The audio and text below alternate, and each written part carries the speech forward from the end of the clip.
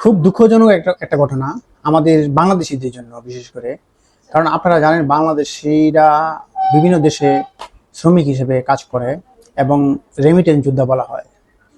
মালয়েশিয়ায় 2 দিন আগে 36 বাংলাদেশি গ্রেপ্তারের ঘটনা দেশের জন্য বড় ধরনের নেতিবাচক বার্তা হিসেবে দেখা যাচ্ছে। আন্তর্জাতিক গণমাধ্যমে সূত্রে জানা গেছে, সাম্প্রতিক মালয়েশিয়া আইন শৃঙ্খলা বাহিনী সন্ত্রাসবাদ বা জঙ্গি সংশ্লিষ্টতার অভিযোগে 36 বাংলাদেশিকে আটক করেছে। তারা সরাসরি প্রমাণ পেয়েছে আইএসআই এর সঙ্গে অর্থ লেনদেন এবং জঙ্গি সম্পৃক্ততার সাথে জড়িত।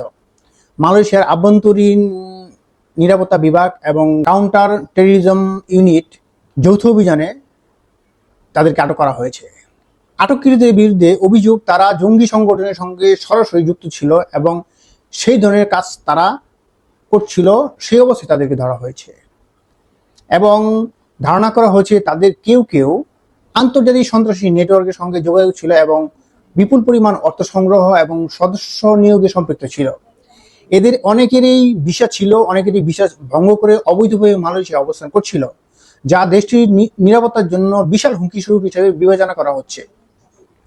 আমাদের দেশের জন্য এখন কি সর্বনাশ বয়ে নিয়ে আসলো এই মাত্র গুটি কিছু বাংলাদেশিদের এই রকম জঙ্গি সম্পৃক্ততার জন্য।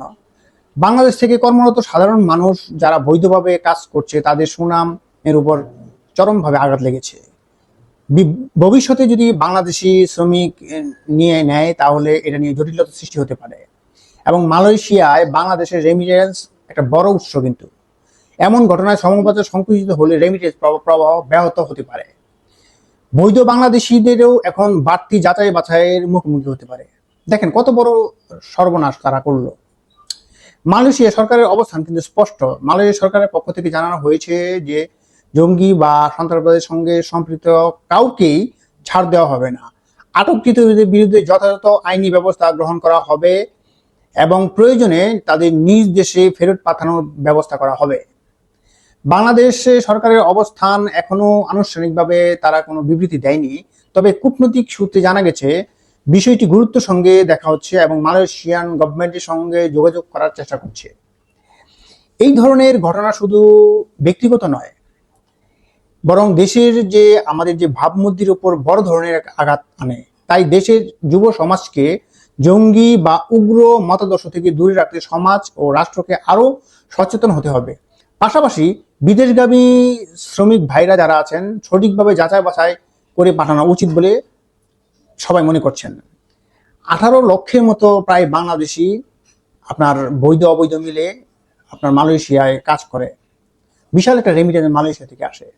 দেখেন, আপনি ইচ্ছা করলেই অনলাইনে আপনার ভ্রমণ ভিসার জন্য আবেদন পেয়ে যেতেন, অথচ থাইল্যান্ড, ভিয়েতনাম আপনারা ভ্রমণ ভিসার জন্য আবেদন করলে মাসের পর মাস ঘুরতে হয়। ইন্ডিয়া তো ভিসা দিচ্ছেই না। আর এখন মালয়েশিয়া একমাত্র ছিল যা সহজেই ভিসা পেতে পারত, কিন্তু এই পথটাও তারা বন্ধ করে দিল। এই 18 লক্ষের মতো বাংলাদেশি শ্রমিক যারা বৈধ অবৈধ রয়েছে, এখন এই 36 জনের জন্য এদের সবাইকেই কিন্তু এখন নেগেটিভ চোখে দেখবে সারা বিশ্বের মানুষ এবং মালয়েশিয়ান মানুষজন। আশা করব যারা এদের সঙ্গে জড়িত তাদের অবশ্যই বিচার হোক এবং বাংলাদেশি ভাইদেরকে বলছি, কেউ লোভে পড়ে এই ধরনের কাজ করবেন না। কারণ আপনার জন্য দেখেন 36 জন মানুষের জন্য আমাদের প্রায় 18 থেকে 20 লক্ষ মানুষের জীবন এখন আপনার হুমকির মুখে। এখন তাদেরকে নেগেটিভ চোখে দেখা হচ্ছে। যদি আমার ভিডিওটি আপনার ভালো লেগে থাকে অবশ্যই সাবস্ক্রাইব করুন এবং বেল বাটনটি অন করে দিন। আপনার দিনটি শুভ হোক। সবাইকে ধন্যবাদ।